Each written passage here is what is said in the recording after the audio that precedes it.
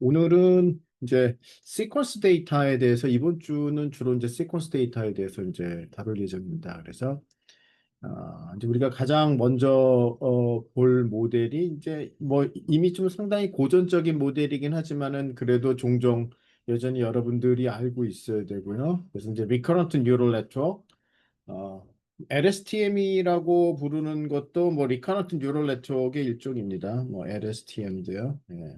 그래서 일단은 먼저 RNN과 LSTM에 대해서 배우고요. 우리가 이제 요거를 다 배우고 나면은 이제 그 다음에 가장 지금 현재 딥러닝에서 많이 쓰고 있는 그 트랜스포머 모델을 갖다가 이제 살펴보도록 하겠습니다. 자, 그러면 이제 일단은 뭐 시퀀스라는 게 뭔지 어떤 것들이 이제 시퀀스 데이터인지를 갖다가 좀 여러분들이 명확하게 아실 필요가 있는데요. 사실은 뭐 많은 예가 있지만은 시퀀스라는 거는 이제 어떤 벡터들이 순서를 가지고 이제 이렇게 쭉 나열되어 있는 것들을 시퀀스라고 합니다. 그래서 뭐 대표적인 이그젬플로는 뭐 고전적으로 음성 인식, 스피치 레코그니션 오디오 데이터가 이제 뭐 스피치나 오디오 데이터가 시퀀스가 되겠죠. 그래서 이제 스피치 레코그니션이라는 거는 그러한 그 오디오 시퀀스 또는 스피치 시퀀스를 입력으로 받아서 그거를 텍스트 시퀀스로 이제 아웃풋으로 내주는 것이 이제 되겠고요. 뭐 머신 트랜슬레이션이라는 거는 이제 기계 번역이죠. 텍스트 인풋을 받아서 다시 텍스트 아웃풋을 갖다가 내주는 겁니다. 그래서 뭐 한국어로 된 텍스트를 인풋으로 받아서 뭐 영어로 된 텍스트를 아웃풋으로 내든지 뭐 그런 것들이 되겠고요. 보통 이제 뭐 센티멘트 애널리시스라고 하는 거는 그 인풋 텍스트가 이제 뭐 어떤 긍정적인 내용인지 좀 부정적인 내용인지 아니면은 뭐 그냥 뉴트럴한 내용인지 이제 이런 것들을 판별하는 문제를 보통 이제 우리가 센티멘트 애널리시스라고 합니다. 그래서 뭐 예를 들어서 그 어떤 숏 메시지가 상당히 좀 부정적인지 긍정적인지 아니면 뭐 뉴트럴한지 보통 이제 그런 데 이제 제일 많이 쓰죠. 네. 그래서 뭐 트위터에 올라온 뭐 메시지가 긍정적인지 부정적인지 아니면은 뭐 여러분들이 많이 쓰고 있는 그 뭐 페이스북에 저도 이제 숏 메시지들이 많으니까요. 그런 뭐숏 메시지들이 오토매틱하게 이제 좀 부정적인 것들을 갖다가 뭐 필터링을 한다든지 하려면은 그 숏 메시지들이 뭐 포지티브인지 네거티브인지를 갖다가 구별할 수 있는 모델이 필요한 거고요. 일단은 그런 뭐 텍스트 데이터들은 시퀀스 데이터이기 때문에 이제 시퀀스 데이터를 갖다가 다루는 모델이 필요합니다. 그다음에 뭐 뮤직 제너레이션 이제 음악을 갖다가 뭐 만들어내는 뭐 그런 모델들은 어떤 인풋 랜덤한 인풋이 들어가고 아웃풋으로서는 어떤 뮤직 노트들이 이제 쭉 나오는 거고요. 뭐 비디오 클래시피케이션 그러면은 이제 이미지 프레임들이 쭉 인풋으로 들어가서 그러니까 이건 이제 이미지 시퀀스가 되는 거죠. 그래서 어떤 특정한 프레임들이 어떤 내용에 관련된 건지 아니면은 뭐 만약에 이게 CCTV라면은 어떤 액티비티에 관련된 건지 그런 그 어떤 프레임 오브 이미지를 레이블링 하는 그러한 문제가 이제 비디오 클래시피케이션이 되겠고요. 네임 엔티티 레코그니션 그러면은 어떤 이제 텍스트 인풋이 들어왔을 때 그 이 텍스트에 있는 각각의 그 단어들이 어, 이게 이름에 해당이 되는 건지 아닌지를 갖다가 다 레이블링하는 문제가 되겠습니다. 네. 그래서 뭐 이름과 관련 없는 단어들은 뭐 레이블 0고요. 이름과 관련된 단어는 뭐 레이블 1. 그래서 바이너리 클래시피케이션 문제가 되죠. 그래서 각각의 텍스트 안에 있는 워드를 바이너리 클래시피케이션 하는 문제가 네임 엔티티 레코그니션이고요.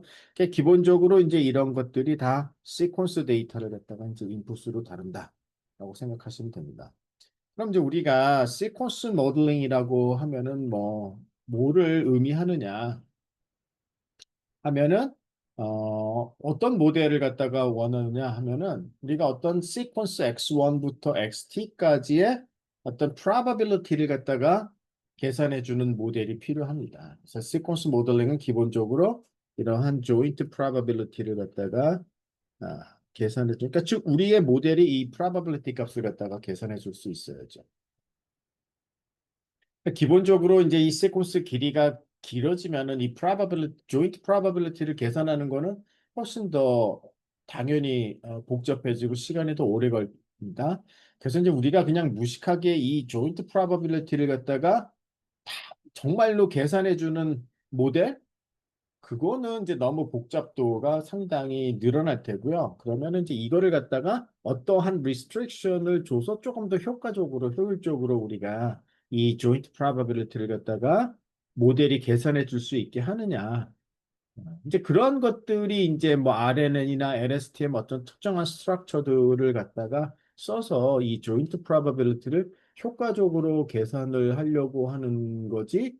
그냥 나이브하게 이 조인트 프로바빌리티를 계산해주는 모델을 만든다는 거는 정말로 그건 별로 의미가 없습니다. 그래서 그러면은 RNN이나 LSTM은 도대체 어떠한 restriction을 주고 어떻게 이 조인트 프로바빌리티를 갖다가 효과적으로 계산을 하는지 이제 여러분들이 RNN 모델을 보면서 머릿속에는 그러한 생각을 가지고 그 모델을 본다면은 사람들이 이런 아이디어를 가지고 이렇게 모델링 테크닉을 갖다가 만들었구나 라고 좀 이제 느끼실 수가 있을 겁니다. 그냥 그런 거 없이 보통 뭐 일반적으로 배울 때는 RNN은 이제 이런 스트럭처고 그냥 이렇게 계산이 된다. 인풋이 들어가면 아웃풋은 이제 이렇게 나온다. 그리고 이제 뭐 여기서 학습은 뭐 이런 식으로 한다. 뭐 그렇게 그냥 무미건조하게 보통 배우는데요. 예. 그것보다는 도대체 사람들이 왜 이런 거를 생각했고 어떤 아이디어가 여기서 나왔는지. 그러니까 오랜 그 시간에 걸쳐서 다 많은 사람들이 고민을 하고 만드는 거기 때문에 모든 모델마다 그래도 다 나름대로의 그 의미가 있고 항상 왜 이런 게 나오게 됐는지, 모티베이션을 먼저 아는 게 상당히 중요합니다. 그 다음에 뭐 어떤 문제를 공략을 하려는 건지, 거기에 키 아이디어가 뭔지, 그리고 어떠한 테크닉과 어떤 알고리즘이 사용이 됐는지, 그거를 서포트하는 티어리는 뭔지, 그 다음에 이제 뭐 마지막으로 그러면 그것들을 갖다가 뭐 justify 하기 위해서 어떤 experiment를 하고 어떻게 justify가 됐는지 뭐 이제 그런 것들을 이제 확인을 하는데요. 일단 가장 중요한 거는 항상 뭐든지 어떤 방법, 새로운 방법을 봤을 때는 그게 나오게 된 모티베이션이 뭔지를 이해할 수 있어야 그래서 이게 필요하구나. 그래서 자연스럽게 이제 그거에 이제 조금 흥미를 가지게 되고, 그러면 이제 어떤 키 아이디어가 거기에 사용이 됐는지, 이제 뭐 이런 것들을 갖다가 느끼게 되죠. 그럼 왜 이제 이러한 그 probability를 갖다가 계산하는 게 이제 중요하냐? 뭐 간단한 예제를 보면은, 예를 들어서 만약에 이제 우리가 I am going, 그 다음에 이제 어떤 단어가 들어가야 되는지, 를 갖다가 모델이 잘 판단을 할 수 있어야 되죠. 그러면은 어떤 단어를 집어넣는 것이 joint probability가 더 높은지를 모델이 판단할 수 있으면 적절한 단어를 갖다가 선택할 수 있죠. 모델 입장에서. 그러면은 뭐 I am going home 이거의 joint probability와 I am going house 이거의 joint probability를 각각 계산을 하고 home을 넣었을 때 probability가 높은지 house를 넣었을 때 probability가 높은지 모델이 계산을 한 다음에 home을 넣었을 때가 probability가 높다. 그러면은 이제 이 자리에는 house 대신에 home을 갖다가 집어넣겠다라고 이제 판단을 하는 거예요. 이게 사실은 뭐 거의 뭐 LLM이라고 부르는 것들도 다 기본적으로는 이런 거랑 관련이 돼 있는 거거든요. 근데 이제 저도 뭐 LLM에 전문가가 아니라서 잘 이해는 안 가지만은 사실 가장 밑바닥에 깔려져 있는 기본적인 철학들은 다 이제 이러한 건데 어떻게 이거를 가지고 지금과 같이 놀라울 정도로 컨텍스트를 이해하고 답변을 그렇게 잘 할 수 있는지는 저는 이론적으로는 잘 그렇게 명확하게 이해가 되지는 않습니다. 네. 그러니까 지금 나오는 그, 뭐, 얼마 전에 이제 또 새로 8월 달부터인가요? 뭐 GPT-5인가요? 글쎄요, 뭐 그게 그렇게까지 예전보다 좋아졌는지는 저는 뭐 개인적으로는 그다지 그렇게 체감은 하진 못했지만 그래도 이제 하여튼 뭐 여러분들도 다 매일매일 그런 그 AI 어시스턴트 툴을 갖다가 쓰는데 뭐 걔네들이 다 사실 이러한 넥스트 월드를 갖다가 잘 프레딕트하는 거를 원칙으로 해서 다 이렇게 문장들을 제너레이션 하는 거거든요. 근데 그것만 가지고는 지금처럼 그렇게 잘 되기는 어렵습니다, 사실. 물론 이제 그렇게 넥스트 월드를 프레딕트 하는 모델이지만 그 다음에 이제 다시 그 포스트 튜닝을 하죠. 그래서 그 LLM이 제너레이트한 그런 그 답변들을 사실 사람들이 피드백을 주고 다시 고치고 해서 그런 피드백을 가지고 다시 튜닝이 이루어지고 또 도메인에 따라서 그 도메인 데이터를 가지고 튜닝을 하고 그래서 사실은 이제 저희들이 사용하는 모델이 지금 동작을 하는 건데 아무리 그렇게 나중에 튜닝을 잘한다고 하더라도 저는 생각보다는 훨씬 잘하는 것 같습니다. 그래서 그거를 누가 뾰족하게 잘 이해를 하는지 그러면은 그거를 개발했다고 하는 그 개발자들은 잘 아는지 솔직히 저는 의심스럽습니다. 그거를 진짜 알고 있는 건지. 근데 저는 아직도 그게 명확하게 어떻게 그 정도까지 되는지 이론적으로 뭐 justify 된 논문을 본 적도 없고 그거는 아마도 그냥 굉장히 커다란 모델을 가지고 했을 때 나타나는 그러한 건데 아직 그게 명확하게는 밝혀지지는 않는 것 같아요. 근데 뭐 잘 되니까 어, 뭐 앞으로 더 잘 되겠지라고 생각하고 있고 또 뭐 오늘 잠깐 뭐 어디 요새는 유튜브에 하도 그런 것들이 많이 떠서요.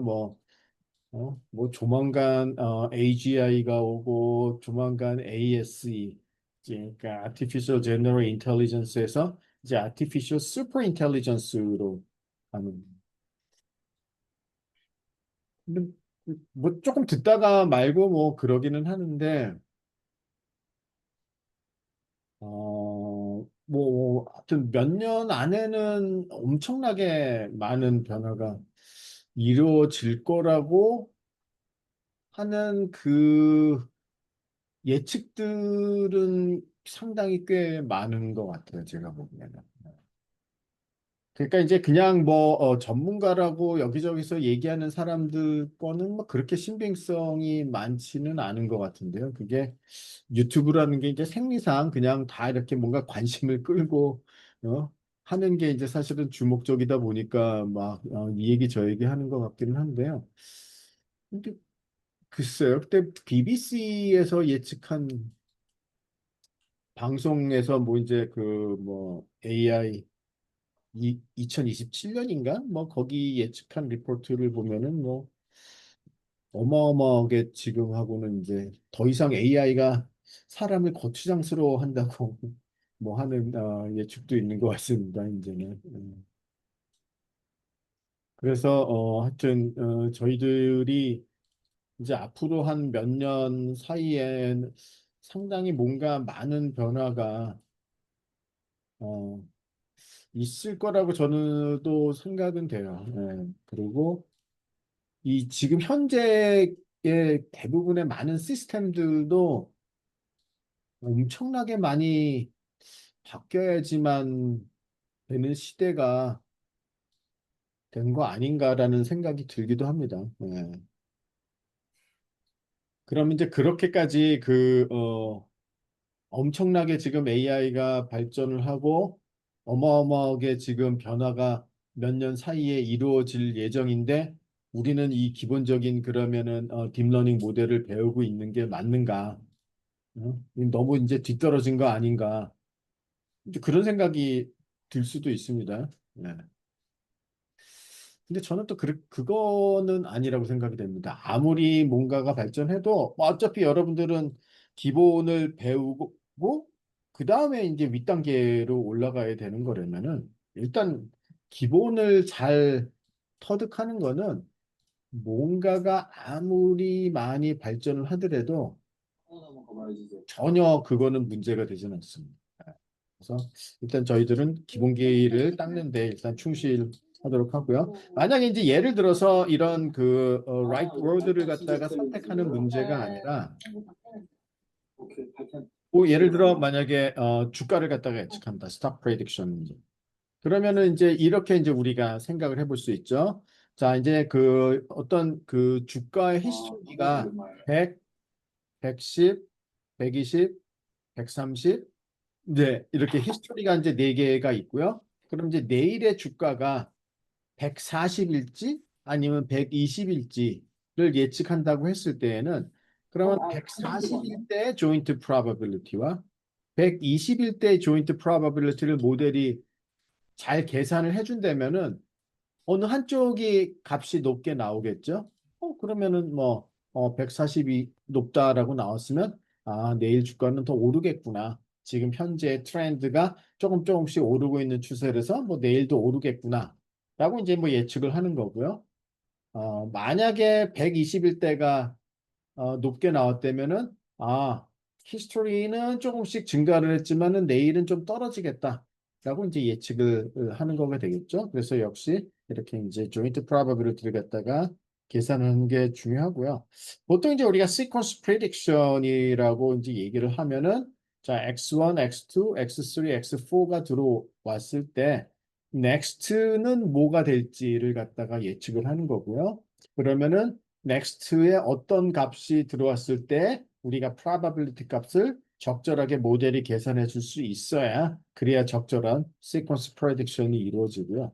이제 이런 것들을 조금 효과적으로 할 수 있는 하나의 모델이 바로 이제 우리가 오늘 배우려는 RNN입니다.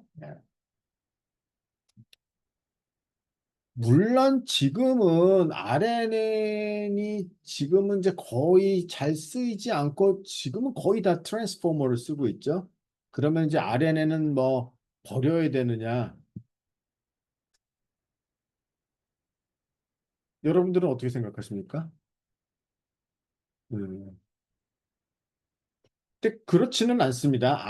그러니까 만약에 그러니까 이런 뭐 라지 랭귀지 모델 정말로 라지 스케일의 시퀀스를 다뤄야 되는 모델이면은 병렬화가 가능해야 되고 트랜스포머는 이제 장점이 병렬화가 아주 가능하기 때문에 트랜스포머 모델을 쓰는 거고요. 물론 트랜스포머가 성능도 좋은 편이기는 합니다.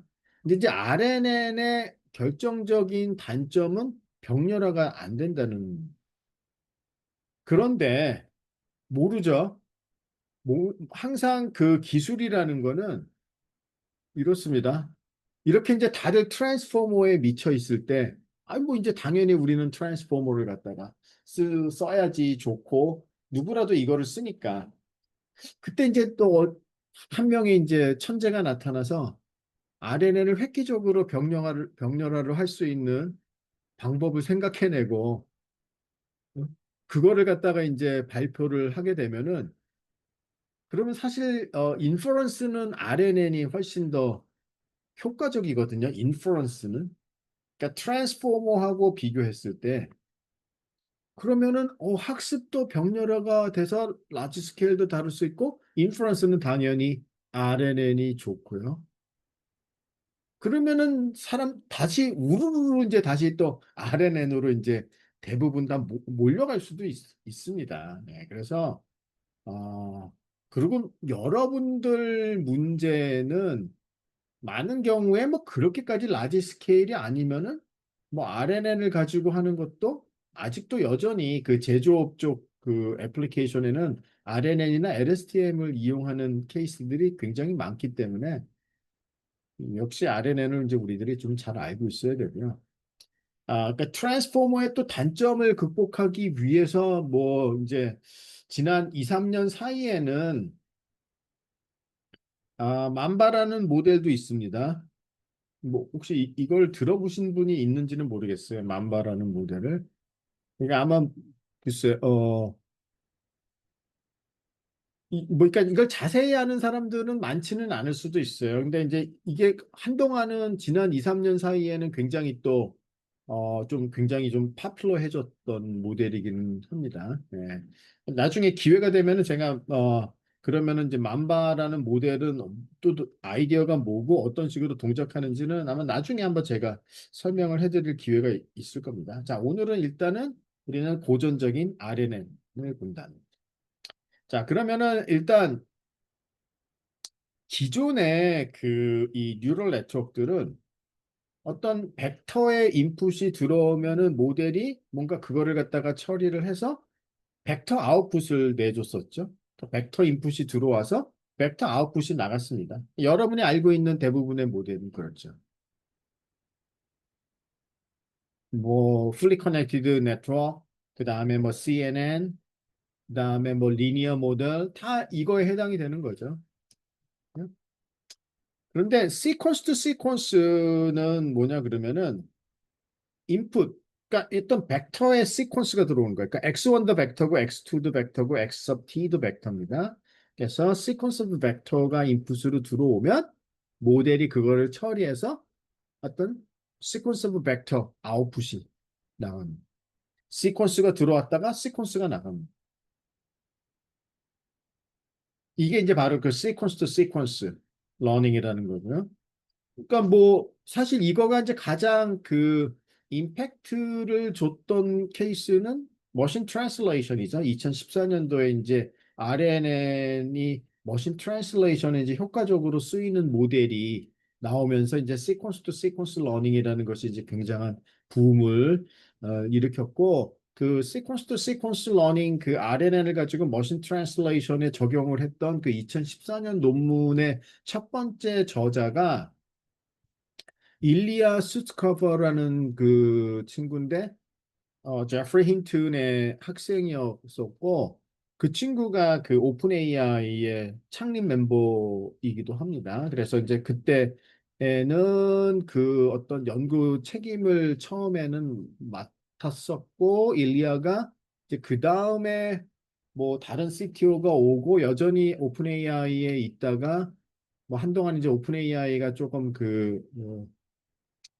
약간 그 어떤 영리 목적으로 가느냐 마느냐에 뭐 상당한 좀 약간 내분이 있었었죠. 그때 이제 그 좀 약간 반기를 들었던 인물이기도 하고 지금은 아마 또 다른 스타트업을 갖다가 아마 하는 걸로 제가 알고 있고 얼마 전에는 이제 그 친구를 메타가 그 끌어오기 위해서 이 맞는 얘기인지 모르지만 대략 한 1조 원 정도의 돈을 오퍼를 했는데 그 친구는 그거를 거절했다고. 그러니까 메타의 스피릿과 자기의 스피릿이 잘 맞는지는 않는다. 내가 생각하는 방향은 나는 AI가 이런 방향인데 메타는 이제 너무 뭐 엔터테인이나 영리적인 목적으로 가는 경향이 있어서 하여튼 그 굉장히 그 거액의 돈을 갖다가 거절을 했다고 하는데요. 이제 오늘이나 내일쯤에 아마 그러면은 이제 그 친구의 2014년도 논문은 뭐였는지를 이제 저희들이 살펴볼 겁니다. 자, 그래서 이제 가장 기본적인 그 RNN 모델 바닐라 RNN을 볼 테고요. 뭐 기본적으로 학습은 다 backpropagation입니다. 그런데 이제 이거는 이제 좀 시간에 대한 인덱스가 하나 더 추가가 됐죠. X1, X2 이렇게. 그래서 이제 그 backprop through time이라는 이제 테크닉이 적용이 됐고요. 원래 애초에 바닐라 RNN은 한 방향입니다. 그러니까 만약에 우리가 시퀀스가 X1, X2 이러한 시퀀스가 있으면 이거 그러니까 시퀀스에서 그러니까 시퀀스 모델링에서 이제 중요한 게 제가 아까 그 조인트 프로바빌리티를 계산하는 거라고 했었고요. 조인트 프로바빌리티를 계산한다는 거는 어떤 그 이 시간적인 순서 그다음에 아니면은 얘네들 간에 어떤 그 디펜던스 이것들을 다 잘 모델링 하는 게 중요한 거거든요. 딱 굳이 디펜던스는 페어와이즈일 필요는 없지만요. 지금 제가 그림상으로는 이제 어떤 페어를 기본적으로 봤고요. 이 디펜던스를 잘 모델링을 해야지만 우리가 문맥을 그러니까 모델이 문맥을 이해할 수 있는 겁니다. 그러니까 이 시퀀스에서 중요한 거는 문맥을 이해하는 거예요. 모델이 어떻게 문맥을 이해하느냐. 그러니까 모델이 문맥을 이해한다는 거는 이러한 그 벡터들 간의 디펜던스를 잘 모델링을 해야지 문맥을 이해할 수 있게 되는 거고요. 그래야지 원하는 결과가 나오는 겁니다. 그래서 이 시퀀스에서는 제일 중요한 게 문맥이고요. 그러니까 사람들의 대화에서도 문맥을 우리가 잘 파악을 해야지 적절한 대답을 갖다가 하는 거죠. 근데 이제 사람들은 이미 왜 잘하는지는 모르지만은 문맥을 잘 대부분 파악을 합니다. 근데 이제 이런 뉴럴 네트워크 모델들은 도대체 문맥을 어떻게 파악할 수 있는? 근데 이제 기본적으로 바닐라 RNN은 이 디펜던스를 어떻게 모델링 하느냐 그러면 이렇게 한 방향으로 모델링을 하는 거예요. 그러니까 그 말은 뭐냐 하면 X1이 X2에 어떻게 영향을 미치는지, X2는 X3에 어떻게 영향을 미치는지, 그 다음에 이렇게 이제 이런 한 방향으로만 모델링을 하는 거죠. 아니면 뭐 X1이 저기 뒤에는 어떻게 영향을 미치는지. 그러니까 그러니까 왼쪽에서 오른쪽으로 한 방향만 모델링을 합니다. 바닐라 RNN은. 그런데 이제 그 우리가 문장을 보면은 사실은 한 방향이 아니라 양방향의 모델링이 필요하기도 합니다. 왜냐하면 뭐 첫 번째 단어가 뭐 저기 끝 단어에 영향을 또 받는 거죠. 그러니까 뒤에 나온 단어가 앞에 나온 단어에 영향을 주는 것도 있죠. 그러니까 타임 시리즈는 한 방향이 맞습니다. 시계열 데이터는 시간에 따라서 쭉 나오는 거기 때문에 한 방향이 맞고 문장은 양방향으로 모델링하는 게 맞습니다. 그래서 이제 그 한 방향이 아니라 양방향 모델링을 하는 RNN 그래서 이제 바이디렉셔널 RNN이라는 게 있고요. 그다음에 이제 그 바닐라 RNN의 이제 단점을 좀 극복하기 위해서 LSTM이라는 게 나왔고 한동안 뭐 LSTM이 굉장히 많이 쓰였었죠. 그래서 이제 근데 제가 얘기 듣기에는 이제 그 LSTM은 저쪽 그 독일의 한 대학에서 그 개발이 됐고 그 LSTM을 개발한 그 그룹은 슈미드 후버 그룹입니다. 아마 저랑 거의 연배가 비슷한 친구인데 슈미드 후버의 아마 첫 번째 PhD 학생이 LSTM을 만드는 걸로 저는 알고 있습니다. 그래서 근데 그 논문은 꽤 오래 90년대인가 나와서 굉장히 오래된 그 모델이긴 한데요. 제가 최근에 얘기 듣기에는 그때 LSTM을 만들었던 그 친구가 이제 LSTM의 인기드가 이제 거의 좀 사그라들고 다 트랜스포머를 쓰는데 다시 한번 LSTM을 더 획기적으로 지금 뭐 새로운 방향으로 이제 그 업그레이드를 하기 위해서 상당히 이제 지금 새로운 연구들을 하고 있다는 얘기를 제가 들었습니다. 그래서 어쩌면은 또 다시 뭔가 여기서 새로운 아이디어가 나와가지고 어떤 돌파구가 열리고 그럼 또 이제 그쪽으로 또 뭔가 많은 것들이 이제 발전을 하고 이제 그렇게 되겠죠.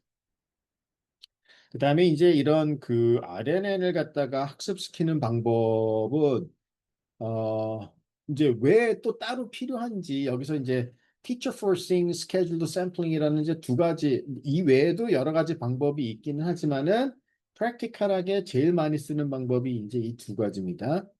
그러니까 teacher forcing이라는 거는 말 그대로 선생님이 거의 강압적으로 이거야 이거야 뭐 그런 뜻이잖아요. teacher forcing이라는 게. 근데 이제 왜 이런 용어를 갖다가 썼는지 그 이 트레이닝 하는 알고리즘을 보면은 뭐 아무것도 아닙니다. 사실은 뭐 별거는 아니지만은 왜 이런 방법을 쓸 수밖에 없었는지를 이제 좀 자연스럽게 이해가 되면, 아, 그래서 이런 게 나왔구나. 그다음에 이제 teacher forcing의 문제가, 아, 이런 문제가 존재하는데 이걸 어떻게 극복할까? 그래서 나온 것이 이제 scheduled sampling이라는 거고요. 아주 심플한 아이디어지만 scheduled sampling이라는 것도 뭐 한 2000년 중반, 2010년 중반에 나왔나?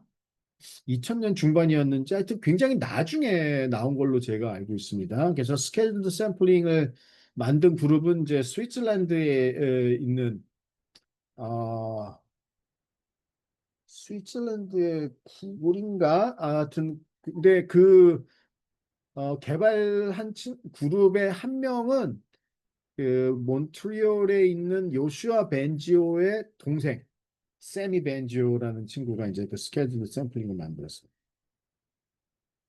그 다음에 이제 우리가 sequence to sequence learning이라는 게 뭔가? 그러면 이제 우리가 RNN을 이용을 해서 인코더, 디코더가 다 RNN으로 되어 있습니다. 그래서 이제 사실 이 sequence to sequence learning 이후에 이게 이제 대략 한 2014년 정도 예, 나왔는데 이 이후에 인코더, 디코더 스트럭처를 쓰는 것들이 굉장히 이제 점점점 널리 퍼지기 시작하고요. 지금은 뭐 대부분의 사람들이 사실은 인코더 디코더가 그냥 너무 익숙한 거죠. 당연히 뭐 요새 모델이 다 인코더가 있고 뭐 디코더가 있고 그렇잖아요. 근데 이제 그 전에는 이제 어떤 특수한 사람들만 주로 좀 인코더 디코더를 신경을 썼었는데 이제 이게 상당히 이제 지금은 이제 좀 약간 이제 대중적으로 이제 바뀐 거죠. 그래서 누구라도 그냥 쉽게 익숙해지다 보면은 그냥 자연스럽게 이해하는 게 좀 쉬워집니다. 자, 그래서 이제 그 바닐라 RNN을 살펴보도록 하겠습니다. 그리고 혹시나도 했는데 이제 종종 뭐 저뿐만이 아니라 이제 미국 애들은 바닐라라는 말을 많이 씁니다. 그러니까 이게 뭐 RNN의 어떤 특수한 모델이 바닐라 RNN이 아니고요. 보통 저희가 이제 바닐라라고 붙이는 거는 그 계열에서 가장 베이스가 되는 스탠다드가 되는 애를 우리가 바닐라라고 부릅니다. 그러니까 RNN 계열 중에서 가장 그냥 기본적인 그 아이스크림도 원래 기본은 바닐라잖아요. 바닐라 아이스크림이 있고 그 다음에 이제 거기에 뭔가가 더 추가가 돼 갖고 뭐 딸기 아이스크림도 있고 뭐 포도 아이스크림도 있고 뭐 다양한 게 나오는 거죠. 변형된 형태가. 그렇지만 기본은 바닐라. 저는 아이스크림 중에서는 바닐라 아이스크림 제일 좋아합니다. 예. 자, 그러면 이제 우리가 알고 있는 그 feed forward neural network을 보면은 뭐 이제 심플하게 그림을 그렸을 때 자, 인풋 벡터가 들어오면은 히든 레이어로 매핑이 돼 갖고 히든 노드의 값이 계산되고 그다음에 이제 아웃풋이 계산이 되고 있죠. 그러면은 예를 들어 히든 벡터는 어떻게 됩니까? 인풋 x가 어, 어떤 이 W라는 매트릭스랑 곱해지고 바이어스가 합쳐져서 그러니까 어떤 이제 그냥 affine linear transformation이 되고 액티베이션 펑션을 거쳐서 이제 우리가 히든이 개선이 되고요. 이 히든은 다시 affine transformation 그리고 이제 이 뭐예요? 액티베이션 펑션을 거쳐서 이제 그 다음 레이어에서 어, 노드 값이 개선이 되는 거죠. 우리가 affine transformation이라고 얘기를 하면은 별거 아닙니다. 제가 affine transformation이라고 얘기를 하면은 그냥 어떤 x가 matrix W 그러니까 이게 이제 linear transformation이에요. 이러면 WX 그러면 linear transformation. 그러니까 요것만 보면 근데 플러스 그다음에 bias까지 요거가 이러면 이제 affine transformation. 만약에 그냥 WX 그러면 이제 이거를 이제 리니어 트랜스포메이션이라고 보통 우리가 얘기합니다. 응?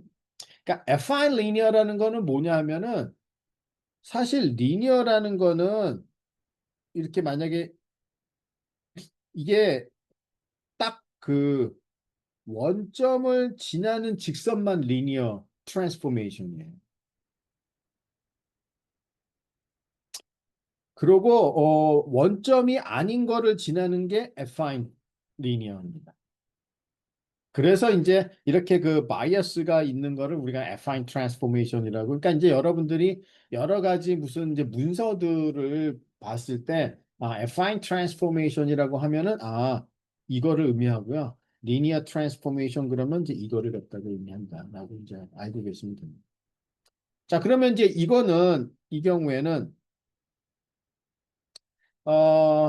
이 인풋이 이제 벡터가 하나씩 들어오잖아요. 그러면 이제 어떤 벡터 하나가 들어오고 아웃풋이 계산이 되죠. 또 다른 인풋 벡터가 들어오고 아웃풋이 계산이 되죠. 그러면 그런 인풋들 간에 디펜던시는 하나도 없죠. 그러니까 들어오는 인풋들은 서로 인디펜던트한 거예요.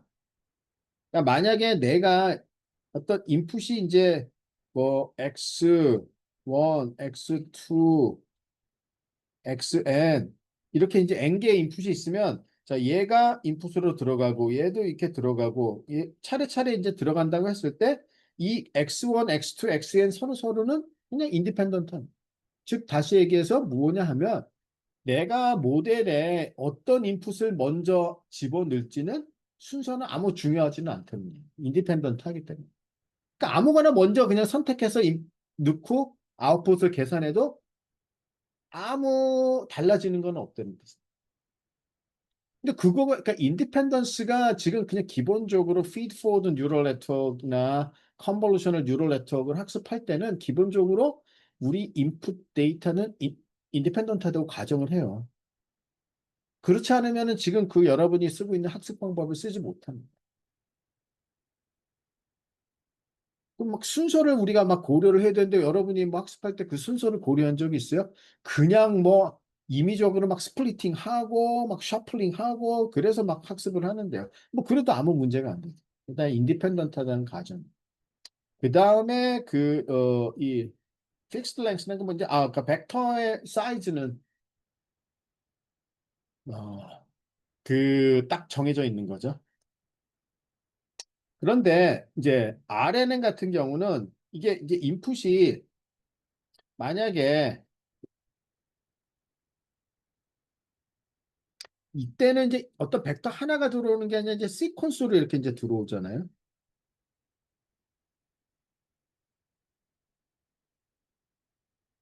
그러면 이제 첫 번째 여기에 이제 x1이 들어갔어요. x1이 이제 들어가서 계산됐는데 그러면 그 다음에 또 x2 그러니까 시퀀스로 들어와도 하나하나 집어넣을 수가 있죠. x1 집어넣고 자, x1을 집어넣었어요. 그럼 이제 여기서 y1이 계산이 되고 x2 집어넣으면 y2 계산이 되고 xt 집어넣으면 이제 yt가 계산이 되죠. 만약에 그냥 feed forward neural network에 차례로 하나씩 집어넣어서 아웃풋을 계산했다면 뭐가 문제가 되느냐. 그러면 이 그냥 그 feed forward neural network에서는 시퀀스를 다루는 것이 아니니까 아무 문제가 없어요. 왜냐하면은 x1, x2, xt가 인디펜던트하기 때문에 그냥 따로따로 하나씩 계산을 해도 아무 문제가 안 되는데 시퀀스의 경우는 지금 이 시퀀스에서 얘네들 간에 이제 어떤 temporal dependency가 있어요. 이 얘기는 뭐냐 하면 이렇게 집어넣었을 때 하고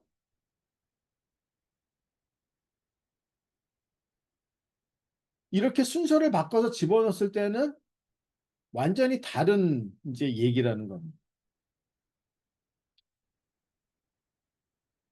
그러면 그런 temporal dependence를 어떻게 러닝을 하는? 그래서 이제 여기에 요 하나의 이제 이런 recurrent connection이 있는 거예요. 이 얘기는 뭐냐 하면 처음에 x1이 들어갔습니다. x1이 들어가서 h1이 계산이 됐죠. 그 다음에 이제 그러니까 x1이 들어가면 이제 여기서 h1이 계산이 돼요. x2가 들어가면 이제 h2가 계산이 되죠. 근데 요 recurrent connection 때문에 근데 전에 계산했던 h1이 또 h2에도 이제 영향을 미치는 거예요. 그다음 이제 x3가 들어가잖아요. 그럼 이제 h3가 계산이 되는데 또 그 다음에 다시 h2가 h3에 영향을 줍니다.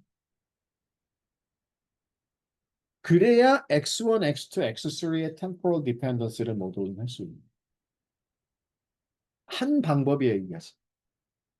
그래서 보면은 HT는 어떻게 계산이 되느냐? X linear transformation, 그 affine transformation 한 거는 똑같고요. 그 다음에 바로 전 시간 ht-1네 네, linear transformation 한 것이 하나 더 추가가 됩니다. 그러니까 요 텀이 추가가 됩니다. 나머지는 똑같죠. 자, 그럼 이제 이거 근데 어이구. 자, 이제 이거를 갖다가 이제 펼칩니다. 시간으로 펼치면 그림이 이제 이렇게 되는. 예를 들어 이제 시퀀스가 x1부터 xt까지 쭉 이제 이러한 시퀀스가 이제 이렇게 들어오면 그러면 이 각각 x1에 대해서 h1부터 ht까지 이제 계산은 되는데 그다음에 h2를 계산할 때는 x2의 영향을 받지만 h1의 영향도 받는다. 그 두 가지.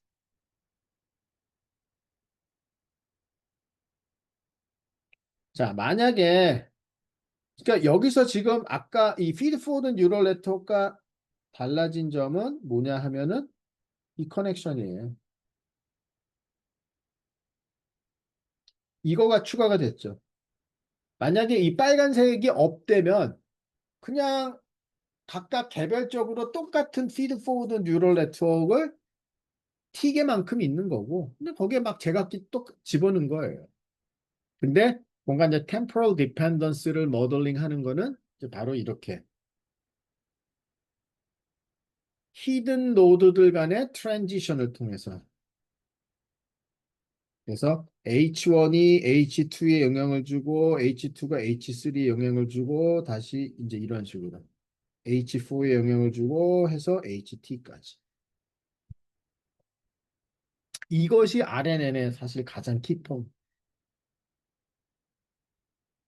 그럼 이제 드는 생각은 먼저 이런 생각을 할 수도 있어요. 만약에 궁금증이 많은 분이라면은 아니 그러면은 왜 굳이 여기다가 줘? 그냥 여기다가 주지. 만약에 그냥 우리가 temporal dependence를 모델링 해야 되면은 왜 히든에다가 주느냐? 그냥 input 데이터에 directly 주는 게 더 맞는 거 아닌가? 여러분들은 어떻게 생각하세요?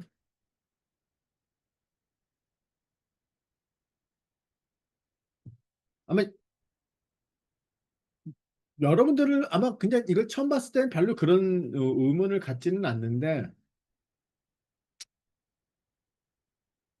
궁금증이 많다면은 그런 의문을 가질 수도 있어요. 그럼 이제 제가 역으로 질문을 하겠습니다. 왜 그러면은 히든 노드에 어떤 그런 트랜지션을 주는지 그냥 로우 인풋에다가 트랜지션을 주는 것이 아니라 그럼 여러분들은 왜 그렇게 만들었을까? 그럼 여러분들이라면 어떻게 답변을 하겠습니까?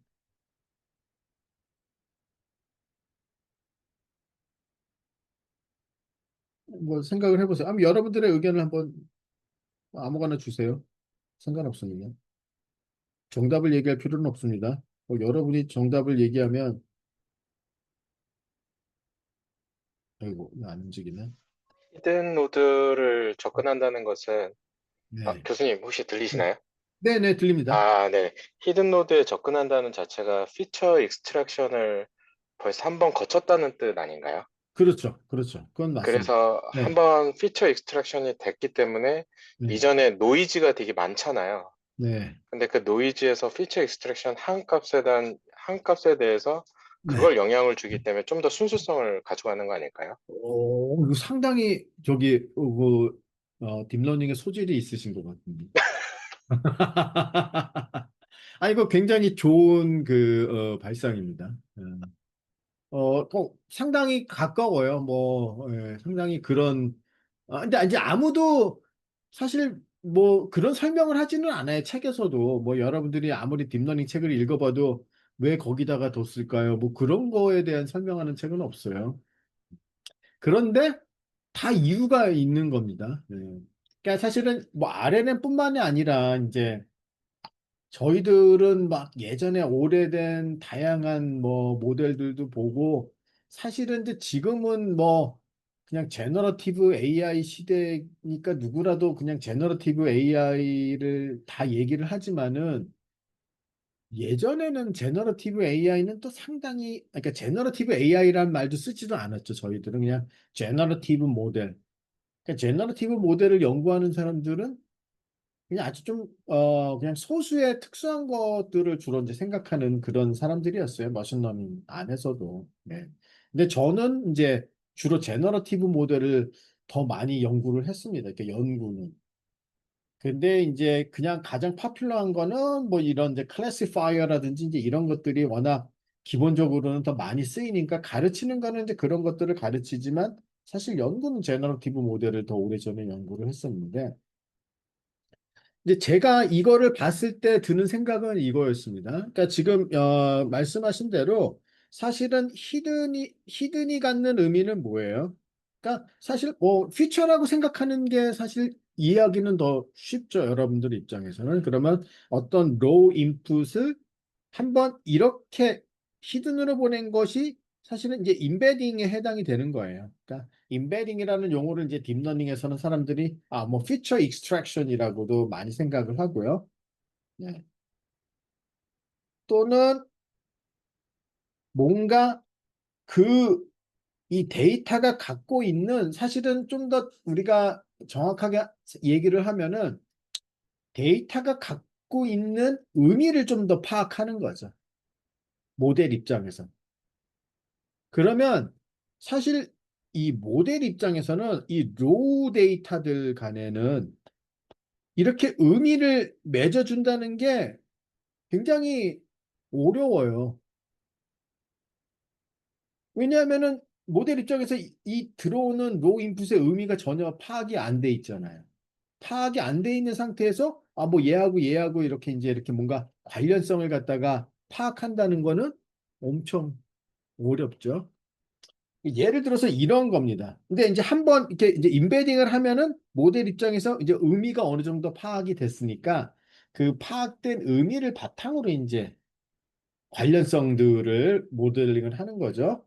예를 들어서 이런 거나 마찬가지. 만약에 제가 자,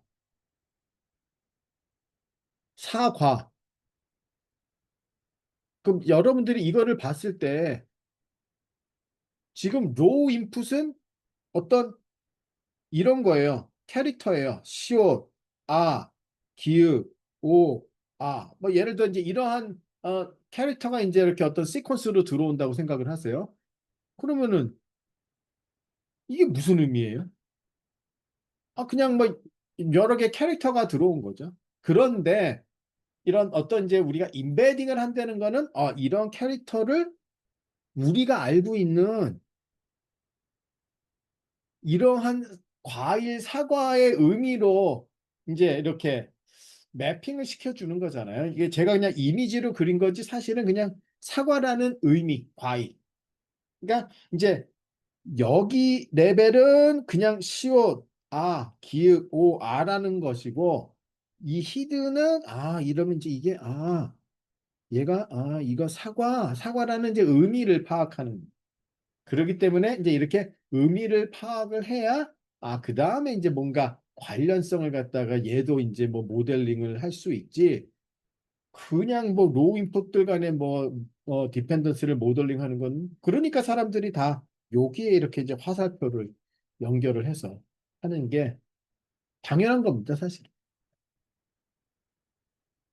네, 지금 잠깐 10분 브레이크를 가지고 이제 나머지 또 설명을 하겠습니다. 자, 다시 시작하겠습니다.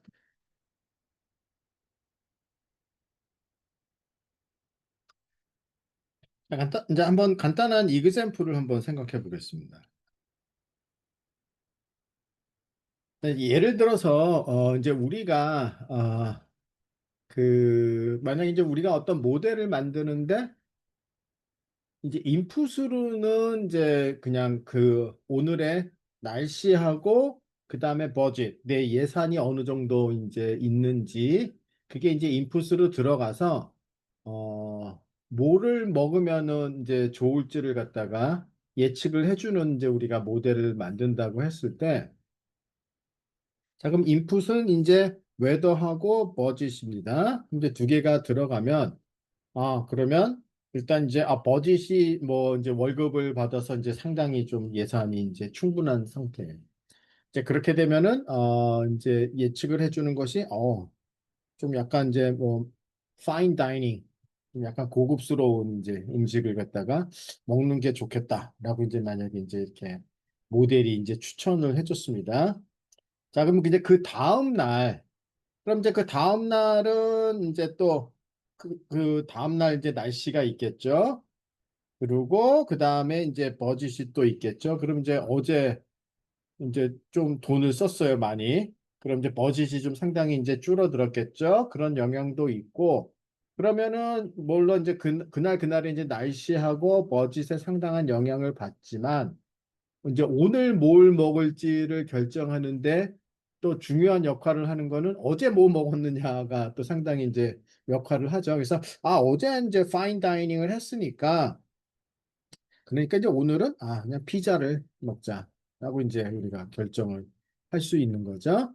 그럼 이제 또 피자를 먹었어요. 그럼 이제 그 다음 날은 또 이제 버짓이 있을 텐데 이제 전날 피자를 먹었으니까 이제 오늘은 그러면은 뭐 버거를 갖다가 먹는다든지 그리고 또 그 다음 날이 됐을 때에는 이제 우리가 히스토리를 보면은 파인 다이닝 피자 버거를 했으니까 이제 한 번쯤 또 이제 좀 잘 먹어야지 그래가지고 또 다시 이제 파인 다이닝 이제 여기서 중요한 포인트가 뭐냐 하면은 그냥 피드 포워드 뉴럴 네트워크는 그냥 웨더하고 버짓만 인풋으로 들어가면은 뭐를 먹을지가 예측을 하는데 전날 그리고 우리가 그럼 그전에는 뭘 먹었느냐 어제는 뭘 먹었고 그제는 뭘 먹었고 그저께는 뭘 먹었는지 이러한 뭘 먹었는지에 대한 히스토리까지를 반영을 하려면은 이제 자연스럽게 RNN 모델을 쓰는 거고 RNN이 이제 그런 거를 갖다가 모델링을 해주는 역할을 한다라고 생각을 하시면 됩니다. 자, 그래서 이제 뭐 이 RNN들 모델을 보면은 예를 들어 이제 뭐 one to many라는 모델은 뭐냐 하면 그러니까 말 그대로 하나에서 여러 개, 그러니까 인풋 벡터 하나가 들어가고요. 아웃풋은 시퀀스로 이제 나오는. 예를 들어서 이제 이러한 거죠. 뭐 이미지 캡션 제너레이션이라는 문제는 보면 인풋은 딱 이미지 한 장 들어가는 거예요. 이미지 한 장 들어가면은 캡션 제너레이션이라는 거는 이제 여기에는 이제 문장이 나오는 거예요. 그럼 이미지를 설명하는 그럼 뭐 고양이가 어, 뭐 마루 위에서 밥을 먹고 있다. 뭐 이런 식으로. 이제 이게 캡션 제너레이션이라는 거거든요. 네.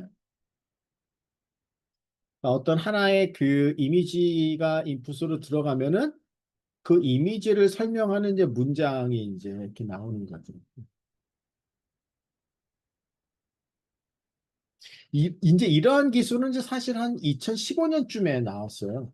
그러니까 이런 이제 캡션 제너레이션인데 그 전까지는 캡션 제너레이션도 어려운 문제였었죠. 보통 그냥 이미지가 들어가면은 이게 고양이인지 강아지인지 정도를 그냥 뭐 판별하는 정도의 모델이었다가 이제 이런 그 RNN 계열이 좀 다시 연구가 되고 재조명이 되면서 야, 그렇다면 이제 뭐 어떤 그냥 하나하나의 그냥 레이블만 아웃풋으로 내는 것이 아니라 야 이미지를 그냥 사람이 그림을 설명하듯이 그러면 모델도 이미지 하나가 들어가면은 그 그림의 내용을 갖다가 설명하는 문장이 나올 수 있지 않겠느냐.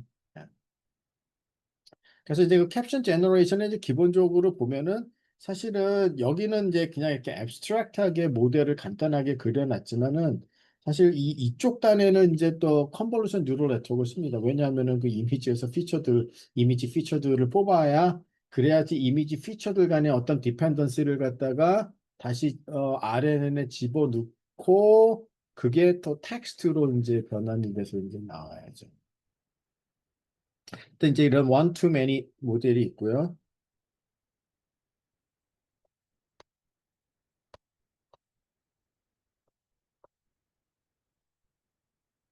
그다음에 이제 반대로 many to one. 그러니까 많은 것에서 하나로. 그다음 이번에는 인풋이 이런 이제 벡터 시퀀스들이 이제 들어가고요. 아웃풋은 딱 하나 이렇게 벡터를 넣어. 근데 이런 거는 뭐가 있느냐 그러면은 예를 들어 비디오에서 액티비티 레코그니션이라는 거죠. 그러니까 이제 인풋은 이런 이제 이미지 1, 이미지 2 그래서 이제 이렇게 비디오가 들어가는 거죠. 이미지 T 비디오가 들어가면은 그러면 이거는 이제 어떤 액티비티다. 레이블. 뭐 이거는 이제 뭐 어떤 장면이다. 뭐 여러 가지 이제 그 액티비티 레이블이 있겠죠. 어, 그런 것들에 쓸 수 있고, 그다음에 이제 센티멘트 애널리시스는 이제 여기 이미지 대신에 이제 어떤 문장이 들어가는 거죠. 여기서 그러니까 어떤 하나의 그 텍스트가 이제 여기 이렇게 쭉 텍스트가 들어가면 여기에서는 이거 뭐 파지티브 또는 뭐 네거티브 이렇게 이제 레이블링이 되는 거죠. 자, 뭐 이런 경우 이제 Manic to One 모델을 이제 우리가 고려할 수 있는 거고요. 그러니까 기본적으로는 이제 Many to Many가 이제 앞에서 그 설명드린 자, 이제 뭐 인풋 X1, X2부터 XT까지 인풋 시퀀스가 들어가면 아웃풋이 똑같은 이제 이렇게 나와요. 그리고 이제 우리가 이런 시퀀스 모델링에서 이제 하나 또 고려해야 되는 것이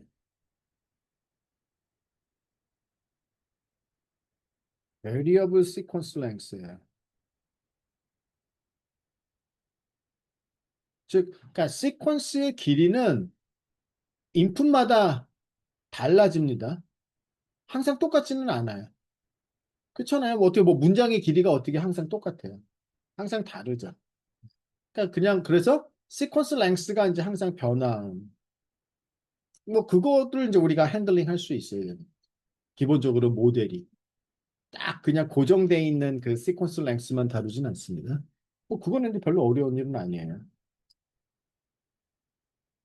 근데 보통은 이렇게 딱 맥시멈 시퀀스 랭스를 딱 정해놓죠. 그러니까 여기서 T라고 하는 거는 맥시멈 시퀀스 랭스예요. 뭐 그거보다 이제 짧은 길이가 들어오면은 나머지 빈대는 이제 우리가 뭐죠? 패딩 토큰으로 이제 채워 놓습니다. 그래서 이제 나머지는 다 패딩 토큰으로 채워 놓는. 그리고 이제 특히 이제 머신 트랜슬레이션에서 이제 쓰이기 시작하면서 굉장히 그 인코더, 디코더 스트럭처들이 이제 굉장히 좀 많이 쓰이기 시작했는데요. 여기서 보면은 요것이 인코더고요. 얘가 디코더예요. 그래서 어떤 인풋 시퀀스가 이렇게 들어오잖아요. X1, X2, X3가. 그럼 이제 이게 임베딩 돼서 H1, H2, H3로 이제 임베딩 되죠. 그러면 이 마지막 이 히든 벡터 있죠? H3. 얘가 이 인풋 시퀀스의 모든 정보를 다 서머라이즈 하는 거예요. 왜냐하면은 이제 어차피 얘가 일로 가고 얘가 일로 가서 모든 정보가 이제 다 여기에 요약이 돼 있는 거죠. 그럼 이제 여기에 요약되어 있는 것이 다시 디코더에서 슬슬슬 풀려 나가 가지고 Y1, Y2, Y3로 이제 디코딩 됩니다. 그래서 이제 이거 H3 마지막 히든 벡터를 이제 보통 이제 third 벡터라고도 합니다. 이제 이게 처음에 나왔던 아이디어고요. 인코더 디코더 스트럭처. 뭐 이거 상당히 뭐 어느 정도 워킹을 잘 합니다. 근데 이제 그 이후에 이것보다 더 잘하고 싶은데 그러면은 뭐가 문제가 될까? 얘의 문제는 뭘까? 이것보다 더 잘하기 위해서는 뭐를 고려해야 될까? 이제 뭐 이런 데서부터 이제 아이디어가 나오고 그러면서 이제 이 어텐션의 개념이 이제 나오기 시작하거든요. 네. 트랜스포머 전에 이제 이런 그 어텐션의 개념이 사실은 나왔는데 RNN에서 이제 그 어텐션의 개념이 먼저 쓰였는데 이제 그거를 이해하면은 이제 뭐 그다음에 이제 트랜스포머에서도 좀 자연스럽게 이제 어텐션의 개념을 이해하실 수 있을 거예요. 이제 이 정도 하고요. 자, 그래서 이제 우리가 아, 이제 이런 그 RNN 모델을 이제 백프로파게이션 뭐 에라 펑션은 뭐 똑같은 거 씁니다. 뭐 클래시피케이션이라면은 뭐 크로스 엔트로피 에러를 쓰고요. 만약에 뭐 우리가 시퀀스 프레딕션에서 이제 리그레션 계통 문제라면은 뭐 포캐스팅이라면은 뭐 스퀘어 로스를 쓰고 뭐 에라 펑션은 뭐 특별히 달라지는 건 없고요. 이제 백프로파게이션이 이제 조금 뭐 달라지는데 이제 우리가 이 RNN 스트럭처를 보게 되면은 그러면은 이제 이 X1, X2, X3, X4, X5 이제 들어가서 이제 그 forward pass를 갖다가 보게 되면은 계산되는 게 이제 H1, H2, H3, H4, H5가 계산이 되고 각각이 이제 또 Y1, Y2, Y3 아웃풋들이 이제 이렇게 계산이 되잖아요. 그럼 이제 Y1 그럼 이제 이 Y1에 이제 타겟 값이 있을 거란 말이에요. 그럼 이제 Y1이 얼마나 잘 프리딕트가 됐는지 러스가 계산이 되고 Y2에 대한 러스도 계산이 되고요. Y3, Y4, Y5 각각에 대한 러스가 다 계산이 되고 이것이 다 합쳐진 것이 토탈 러스고 그거를 이제 우리가 미니마이즈 하는 겁니다. 모델이. 당연히 그렇잖아요. 그러면 이 백프랍 때는 그 그레디언트를 보면은 이 러스에서 오는 그레디언트, 그다음에 두 번째 러스에서 오는 그레디언트, 이렇게 이제 이러한 방향으로 이제 백프랍이 이루어지고, 예를 들어 H3를 한번 볼까요? 그럼 얘는 Y3가 만들어내는 에라의 그레디언트가 이제 이렇게 오지만 Y4에 의한 그레디언트가 이렇게 오고요. Y5에 의한 그레디언트가 또 이렇게 옵니다. 그러면 얘는 이것도 받지만 이것도 받고 이것도 받고 해서 여기가 업데이트가 되는 거예요. 그래서 이 백프로파게이션은 시간의 반대 방향으로 쭉 이동이 돼요. 그래서 이제 이거를 backprop through time이라고 하는 겁니다. 그럼 이제 여기서 이제 여러 가지 점을 갖다가 이제 좀 고려를 해야 돼요. 그러니까 그냥 그 feed forward neural network에서의 백프랍보다는 조금 더 복잡해질 수는 있어요. 네. 이거는 이제 레이어 간의 백프랍도 있지만 시간의 반대 방향에 또 백프랍이 있는 거죠. 그리고 사실은 RNN은 그렇게 레이어를 많이 쌓지는 않습니다. 지금 딱 히든 레이어 하나만 있잖아요. 뭐 물론 이제 두세 개를 쌓기는 하지만 뭐 CNN처럼 뭐 20개 이렇게 쌓지는 않아요. 이건 기본적으로 이제 이 시간에 대한 모델링이기 때문에 그렇게까지 이제 많은 레이어를 쌓지는 않는다. 그러면 이제 우리가 그 그레디언트 플로우를 보게 되면은 컨셉츄얼리 이 히든 노드들 있잖아요. H1, H2부터 H5까지. 그럼 그레디언트 플로우가 이제 지금 그러니까 H1, H2, 그 H1에서 H2를 계산할 때는 어떤 웨이트 매트릭스 W가 곱해지죠. 그 다음에 H2에서 H3를 계산할 때도 똑같은 웨이트 매트릭스가 곱해집니다. 그러니까 뭐 이 웨이트 매트릭스라는 거는 뭐 시간에 따라서 변하는 게 아니에요. 딱 고정이 되어 있습니다. 그러니까 인풋에서 히든으로 가는 웨이트 매트릭스 딱 한 개. 히든에서 히든으로 가는 웨인 매트릭스 하나, 히든에서 아웃풋으로 가는 웨인 매트릭스 하나, 딱 세 개밖에 없어요. 시간에 따라서 여기가 W1, W2, 그러면 뭐 모델링이 훨씬 복잡해지고 어려워집니다. 자, 그런데 문제는 뭐냐 그러면 자, 그러면 H2는 H1의 W를 곱하고 H3는 다시 H2의 W를 곱하고 H4는 H3의 W를 곱하고 H5는 H4의 W를 곱하고 그러니까 여기서 기본적으로 그 이 W라는 매트릭스를 계속 곱하는 형태로 돼 있어요. 그러니까 이 forward pass에서 보면은 W가 계속 곱해져요. 반복적으로.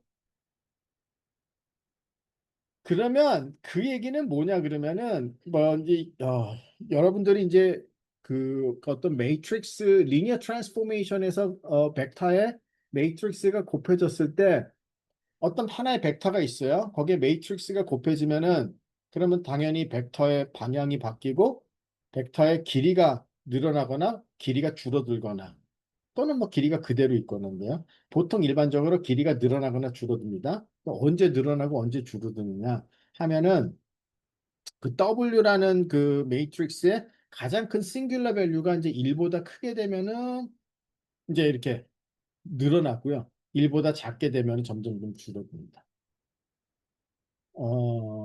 뭐 그거는 이제 조금 더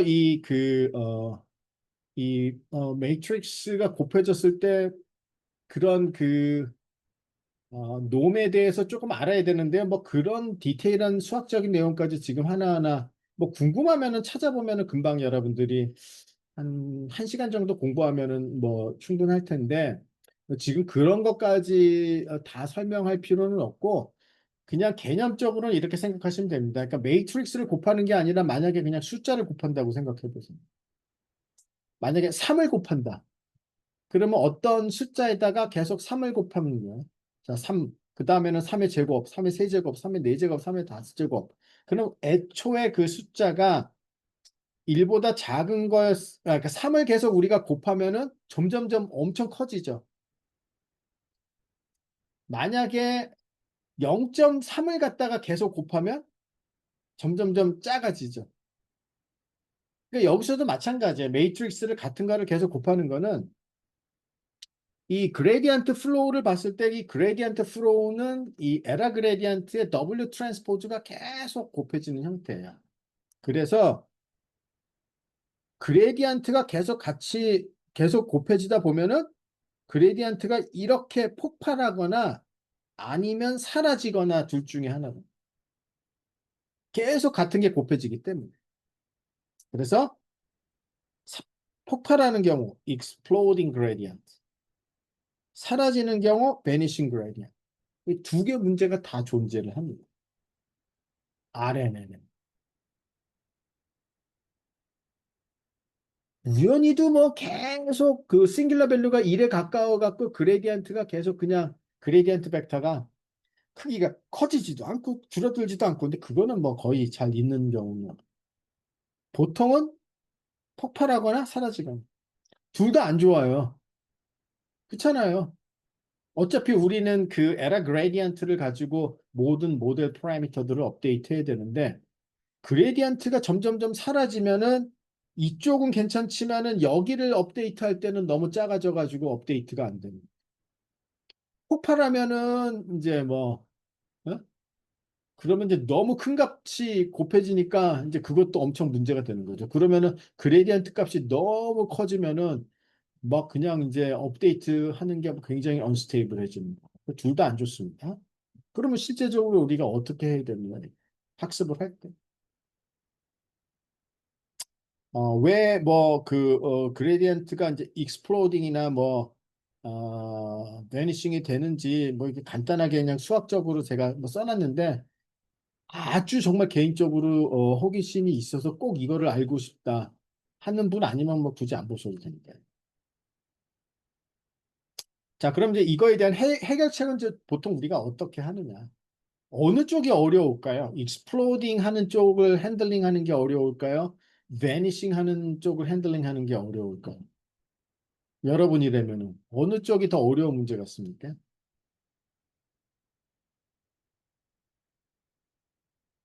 익스플로딩이요. 음, 자, 익스플로딩 한 표 나왔습니다.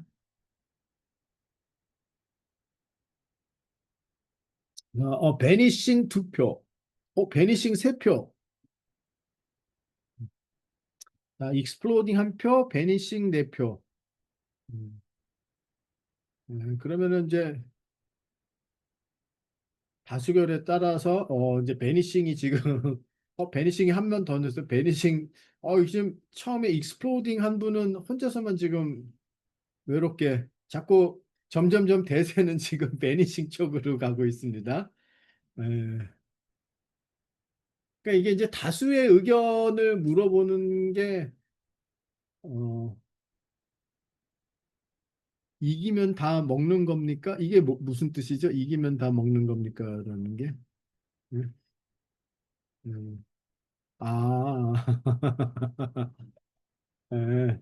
저기 이제 다수의 의견이 뭐 상당히 뭐 맞을 때가 더 많습니다. 예, 소수의 의견보다는. 예, 항상 다수의 의견이 맞는 건 아니에요. 근데 이제 요 문제에 있어서는 다수의 의견이 조금 맞는 것 같아요. 그냥 일반적으로 익스플로딩 하는 거를 방지하는 거는 우리가 생각보다는 쉽습니다. 왜냐 그러면은 가장 많이 쓰는 게 뭐예요? 그 값이 자꾸 너무 커지잖아요. 그러면은 이제 이렇게 그냥 임플리멘테이션 입장에서는 우리가 제일 그냥 베이스라인으로 쓰는 방법은 뭐냐? 클리핑을 하는 겁니다. 그러니까 클리핑 한다는 게 무슨 뜻인지 아시나요? 자, 그레디언트 클리핑이라는 건 뭐냐면, 그러니까 값이 1을 넘어간다. 그러면 1로 자르는 거예요. 그 다음에도 또 1이 넘었어요. 그러니까 한 1.3이 나왔어요. 그럼 그냥 1로. 그러니까 1을 넘어가면은 무조건 1로 그냥 맞는. 그게 이제 클리핑이에요. 그러니까 보통 그냥 제일 단순 무식한 방법은 크기가 커지면 계속 어떤 특정한 컨스탄트 값으로 그냥 유지를 하는. 근데 이게 이제 왜 별 문제는 안 되죠? 왜냐하면은 그렇다고 해서 그레디언트 방향이 바뀌지는 않아요. 그냥 그 그레디언트의 크기만 바뀌는 거예요.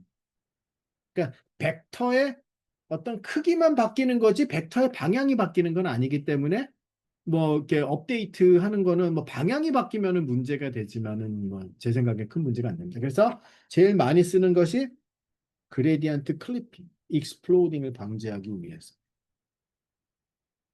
또는 truncated backpropagation이라는 건 이제 제가 설명을 좀 이따 하겠습니다만 일단 이제 그 그레디언트 클리핑을 좀 먼저 머리에 두고 계세요.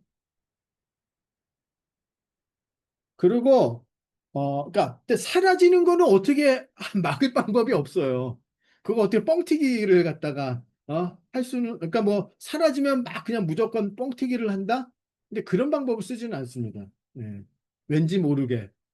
만약에 그냥 뭐 클리핑의 반대, 그러면 뭐 작아지면은 무조건 막 큰 값으로 다시 올려놓을 텐데 그런 방법은 이제 쓰진 않고요. 또 베니싱 그레디언트는 그래서 보통은 이제 뭐 어떤 이니셜라이제이션을 좀 상당히 잘 하거나 아니면 이제 액티베이션 펑션들을 뭐 렐루 같은 거를 써서 이제 그러니까 렐루라는 것이 이제 좀 상당히 그 베니싱 그레디언트 문제를 조금 해결하는 걸로 알려져 있으니까 뭐 액티베이션 펑션을 통해서 조금 해결하거나 아니면은 뭐 웨이트 이니셜라이제이션을 조금 잘하거나 했는데 이제 제일 좋은 솔루션은 RNN 말고 그냥 LSTM을 쓰는 게 이제 제일 좋은 솔루션.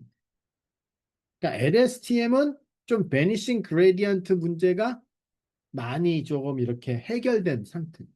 그러니까 사실 LSTM이라는 거 아직 안 배웠죠. 근데 LSTM의 가장 큰 LSTM이 탄생되게 된 가장 큰 모티베이션 중에 하나가 베니싱 그레디언트 문제를 해결하기 위해서 RNN에서 베니싱 그레디언트 문제를 해결하기 위해서 LSTM이 디자인이 된 겁니다.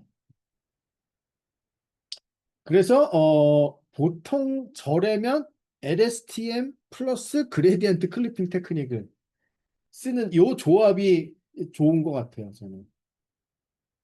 문제를 그러니까 익스플로딩 근데 뭐 임플리멘테이션 하는 사람들은 이런 거 그냥 거의 신경 써본 적이 없는 것 같아요. 뭐 그렇더라도 뭐 그냥 다 별 문제 없이 잘 돌아가서 이미 다 잘 구현이 돼 있어서 그런지는 모르겠지만요. 그렇습니다. 네. 이제 그거를 일단 아시고 그러면 그레디언트 클리핑이라는 거는 뭐냐 하면은 말 그대로 이제 우리가 이 모델의 러스라든지 이제 이런 거를 계속 이제 우리가 그 학습 때 계속 모니터링을 하는 거거든요. 러스가 얼마나 지금 떨어지고 있는지. 근데 이제 상당히 커다란 점프가 있으면 이게 뭔가 익스플로딩 그레디언트 현상이 디텍트가 되는 거고 그렇다면은 이 그레디언트 벡터를 G라고 했을 때 그거의 놈이 이제 너무 커진 거란 말이에요. 그럼 이제 그거를 리스케일 해야 되는데 어떻게 하느냐 그러면 그 크기가 델타보다 크면 그러면 이제 그 크기를 노멀라이즈를 하고 델타를 곱하면 그러면 이제 그 결과는 크기가 델타인 게 되는 거죠. 만약에 크기가 델타보다 작으면은 뭐 그대로 그냥 쓰면 되는 거지. 그러니까 그 크기가 델타보다 크냐? 그러면 그 크기를 델타로 만들고요. 델타보다 작으면 그냥 그 크기대로 그냥 계속 사용하고. 그렇게 하면 됩니다.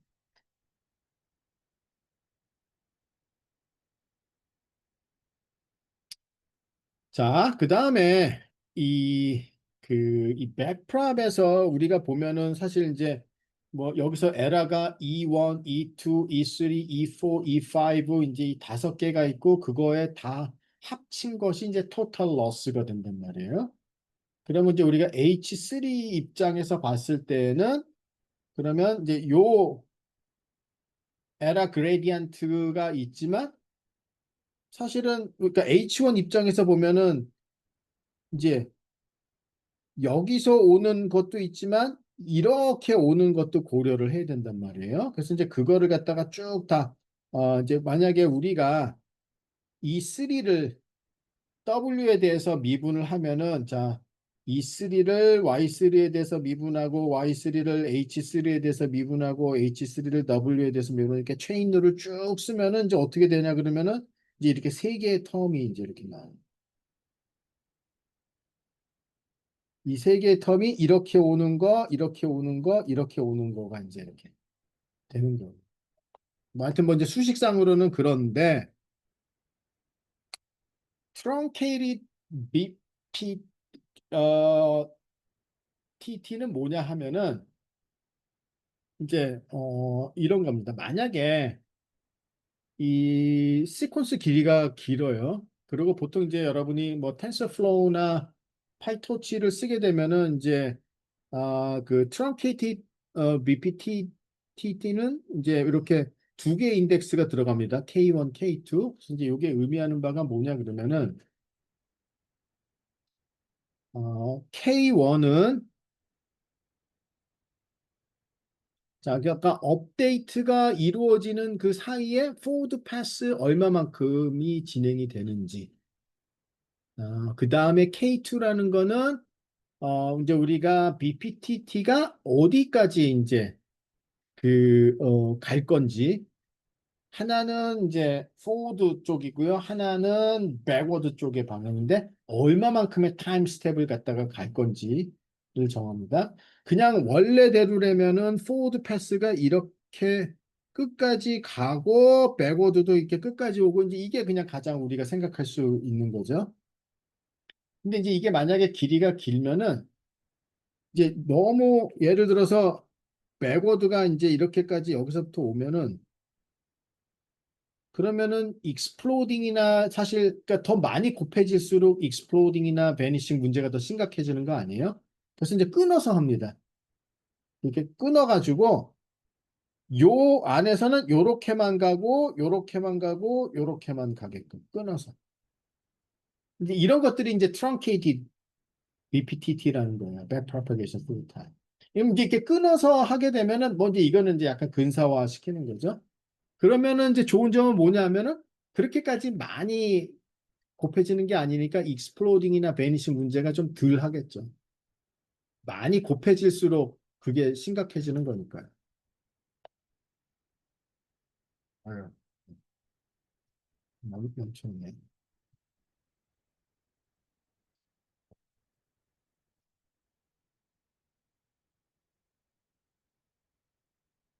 자, 그래서 이제 우리가 그 K1이 라지 T고 이제 지금 총 길이가 라지 T입니다.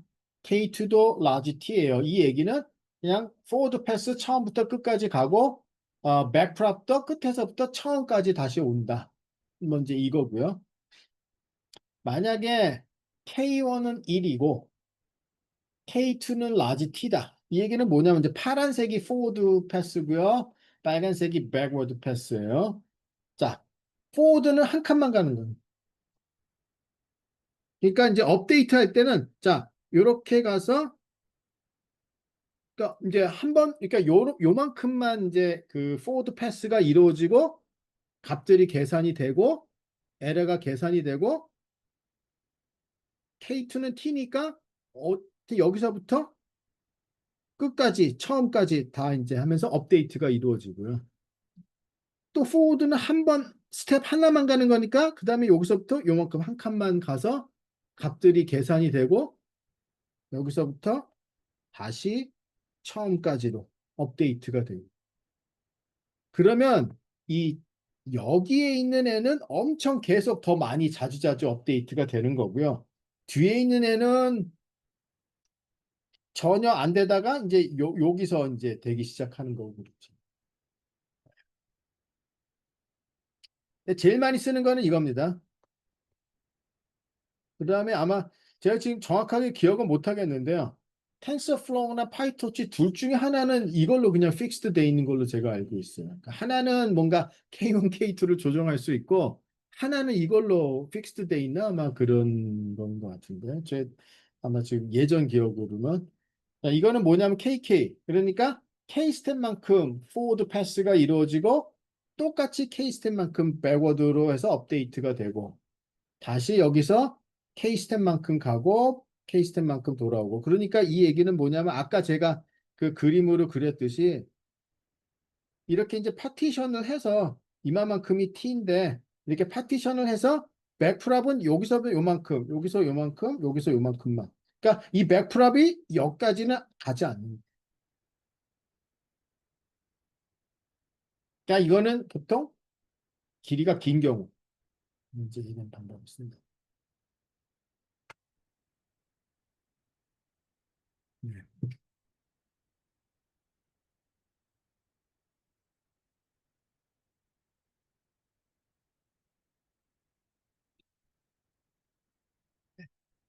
혹시 뭐 요까지 질문하고 싶은 분 계시나요?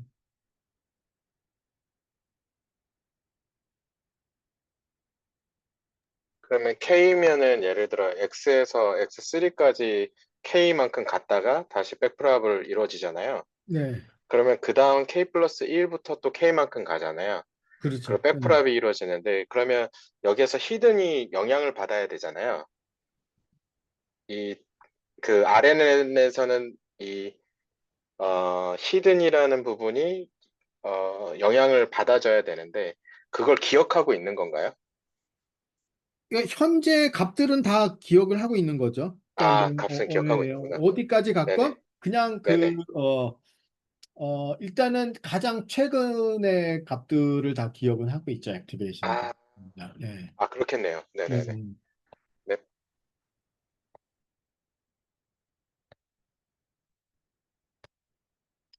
자, 그 다음에 이제 그 바이디렉셔널 RNN이라는 거는 뭐 별거 없습니다. 그러니까 이제 여기가 히든이에요. 근데 히든 벡터가 두 가지가 있는 거예요. 그러니까 원래 그 이 포워드 쪽으로 그러니까 왼쪽에서 오른쪽으로 모델링을 했던 애는 이제 여기에 이렇게 히든이 이렇게 돼 있죠. 그 다음에 반대 방향의 이 모델링을 하는 애, 그 애는 뭐 H 프라임이라고 할까요?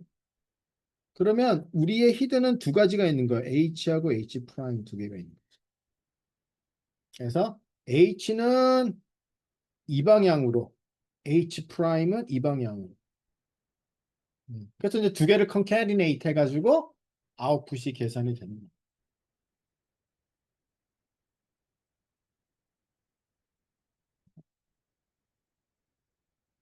자, 그래서 이제 우리가 이제 RNN을 이제 살펴봤고요. 그러면 이제 RNN에서 뭐가 이제 좀 문제가 될 것 같은지 한번 그거를 이제 우리가 생각해 보겠습니다.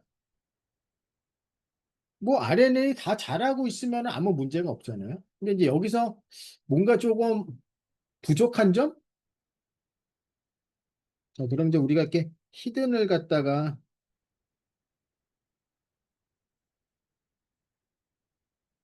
이게 이제 히든이에요. 그리고 이제 우리가 뭐 인풋은 이제 이렇게 들어가는 거죠.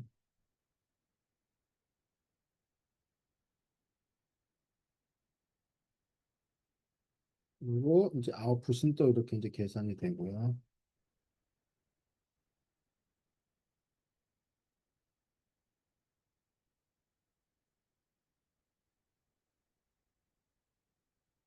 자, 이제 일단 장점과 단점을 한번 생각해 볼까요?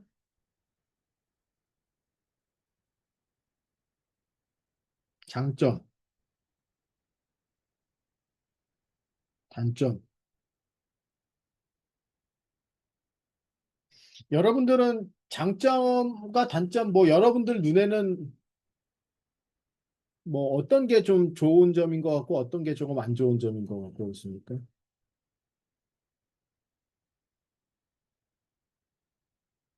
일단 이제 여기서 보면은 얘 모델은 이게 일단 탄생된 게 일단 그 이 인풋들 간에 일단 여기서 중요한 거는 지금 이거를 모델링 하는 거거든요. temporal dependence. 음.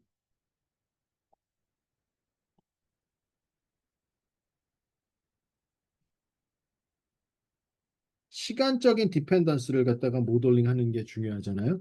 즉 얘기는 그러니까 이 x1, x2, x3, xt-1, xt 얘네들 간의 어떤 이런 상관관계나 어떤 좀 의존성, 디펜던스를 갖다가 모델링 해야 되는 건데 그거를 어떻게 모델링 하느냐 하면은 이것이 이제 사실은 컨텍스트에 직결되는 거거든요. 문맥.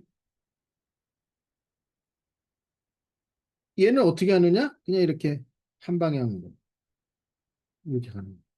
그래서 여기 값을 계산하려면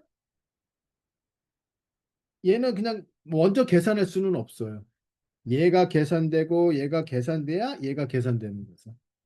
그렇죠? 그래서 이제 이렇게 시퀀셜하게 되는 거예요. 그래서 병렬화를 못 하는 겁니다. 병렬화는 다 이렇게 따로 계산해 갖고 쭉 합쳐야 되는데 만약에 얘를 계산해야 돼요. 얘는 앞에 것들이 다 계산이 돼야지만 계산이 가능해요. 그러니까 이제 그게 어, 단점이에요. 병렬화가 안 된다. 병렬화가 어렵다. 불가능하다고 얘기했지는 않겠습니다. 어느 또 천재가 나타나갖고 이거를 만들 수는 있으니까요. 그냥 어렵다. 쉽지 않다. 예. 왜냐하면 뭐 저도 그러니까 이거 뭐 불가능하다? 뭐 확언할 수 있는 거는 아니에요. 진짜로 꼭 해야겠다고 해갖고 뭔가 머리를 짜내면은 뭔가 기막힌 방법이 나올 수도 있으니까. 음. 근데 이제 또 장점은 모델이 다 학습이 되면은 인퍼런스는 굉장히 빠른 편이죠. 인퍼런스라는 건 한 번에 그냥 forward pass만 하면은 인퍼런스가 되는 거죠, 이제. 그래서 장점은 fast inference예요. 뭐 따로 굳이 이제 막 할 필요 없어요. 인퍼런스는 빠른 편이네, RNN. 여기서 이제 fast라고 붙인 거는 트랜스포머 대비. 이제 나중에 우리가 요번 주 트랜스포머를 배우겠지만 트랜스포머를 보면은 인퍼런스가 상당히 오버헤드가 커요. 이게 왜 큰지를 이제 알게 될 겁니다. 그렇지. 제가 이제 그 지난주에는 한 주 쉬었지만 이제 그 전까지 계속 강의를 하다 보니까 처음에는 목이 아팠지만 자꾸 하다 보니까 좀 괜찮아졌는데요. 일주일 쉬고 나서 다시 또 강의를 하니까 다시 또 목이 아프네요. 네. 사람이라는 게 사실 금방 적응이 돼서 네, 이제 한 며칠 또 지나면은 괜찮을 겁니다. 아마.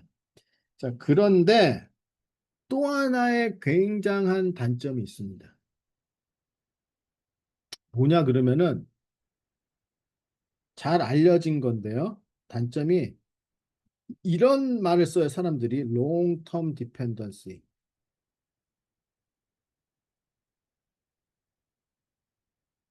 그러니까 long term dependency라는 건 뭐냐 하면 예를 들어 이거예요. X1과 저기 끝에 있는 XT와의 디펜던스. 그러니까 상당히 멀리 떨어진 애들 간의 디펜던스를 잘 모델링을 하면은 더 문맥을 잘 파악할 수 있는데 기본적으로 RNN 같은 경우는 어떠냐 그러면 이제 계속 이렇게 한 방향으로 가서 보면은 얘가 아까도 그랬지만은 얘가 이제 얘 모델링을 이렇게 하면 돼? 이게 점점점 떨어져 있을수록 모델링의 그 디펜던시를 모델링하는 능력이 훅 사라져요. 그래서 보통 게 이제 익스포넨셜하게 사라지는. 그거는 이제 왜 그러냐 그러면 보통 우리가 이렇게 계속 같은 게 곱해지기 때문에 이제 가능하면은 이제 커지지 않게 조금씩 작아지게끔 이제 우리가 보통 디자인을 많이 하는데 그러다 보면은 여기서야 뭐 괜찮지만은 자꾸자꾸 곱해지다 보면은 이제 그 영향력이 사라들게 되겠죠. 그래서 일단 RNN은 이 모델 자체가 보면은 롱텀 디펜던시가 좀 상당히 어, 잘 안 된다. 근데 이게 그냥 뭐 타임 시리즈 모델링은 뭐 그렇게까지 롱텀 디펜던시를 모델링할 일은 없잖아요. 타임 시리즈는 상당히 그냥 어떤 그냥 가까운 애들 간의 디펜던시만 어느 정도 모델링이 되면은 뭐 웬만큼 프레딕션이 잘 되는데 랭귀지 모델링에서는 이게 문장이 길잖아요. 그러면 뭐 여러분들도 막 질문 같은 거를 갖다가 그냥 막 문장을 길게 막 쓰기도 하고 설명도 긴 문장으로 돼 있는데 그러면 막 멀리 떨어진 애들 단어들 간의 디펜던시도 잘 모델링이 돼야지만 그 문장을 잘 이해하고 그래서 답도 잘 할 수 있는 거거든요. 그래서 랭귀지 모델링에서는 롱텀 디펜던시가 상당히 중요합니다. 근데 RNN은 그게 좀 약해요. 그래서 여기 롱텀 디펜던시도 어렵다.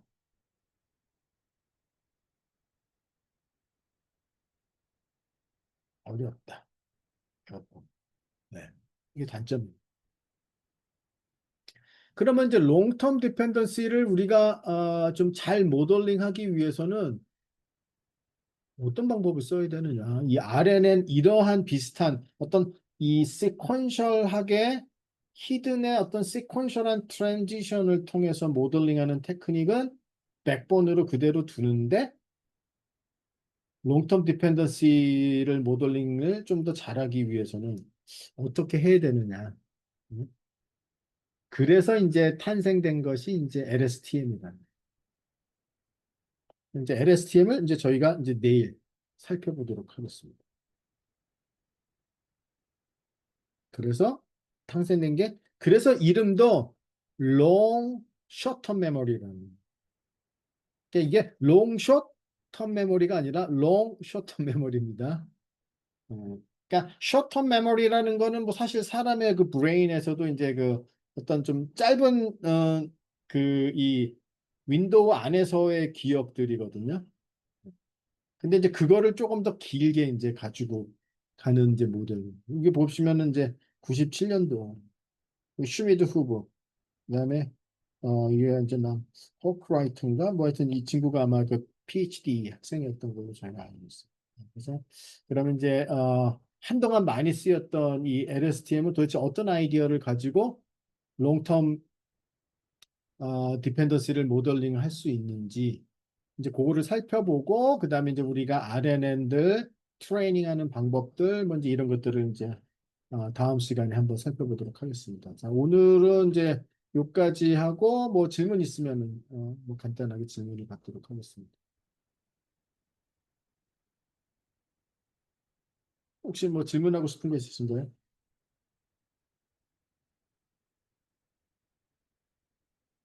네, 없으면은 네, 다들 수고하셨습니다. 오늘 여기까지 하도록 하겠습니다.